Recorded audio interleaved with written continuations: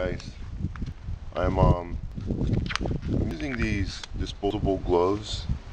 They're called Nitrile, and you see doctors use these, and if you're handling chemicals, these gloves are very neutral. They're great. They don't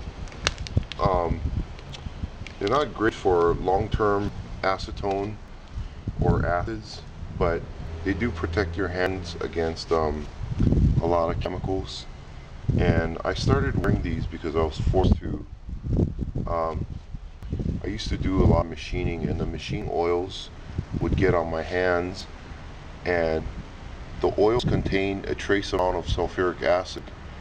And what would happen would be, because I had worked so much in the industry, whenever I would bend my finger, my skin would split and bleed.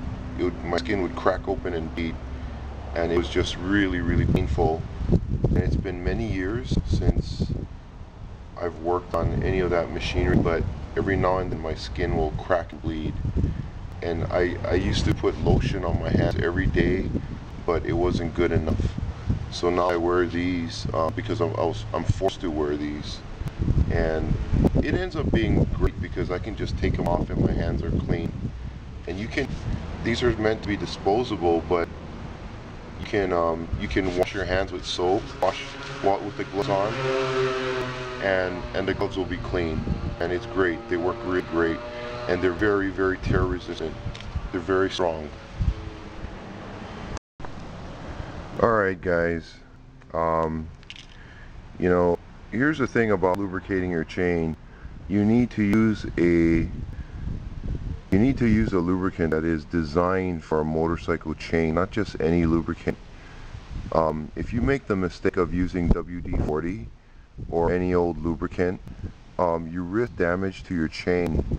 And the reason is because the chain contains O-rings, and WD-40 has, I think it has sulfuric acid, but it has something in there that breaks down the elastomer, or the O-ring polymer, and it damages it. It makes the O-ring brittle and cracks it. So you don't want to use WD-40. You want to use something like this. You use the Motul chain lube, and typically what I do is, you know, I have it on the stand. It's nice to have it on the stand, and I spray it while I'm turning the wheel. So typically, well, what is this here? Okay, here we go. I typically do this, and as I'm lubing it. So I make sure I get a generous amount of lube, but don't go overboard.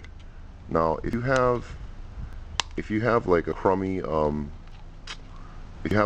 lubricant that has buildup, you'll end up getting splatter all over the bike.